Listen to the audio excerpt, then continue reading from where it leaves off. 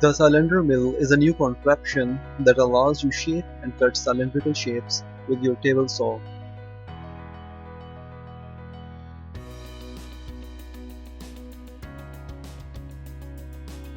To use the cylinder mill, you set a piece of lumber between its two centers and then rotate the lumber via crank handle as you push the contraption over your table saw's spinning blade.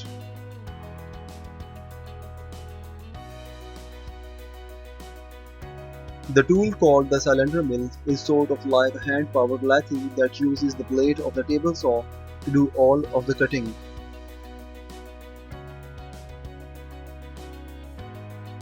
A simple crank mechanism is used to turn the wood by hand, while at the same time you push the jig through the table saw.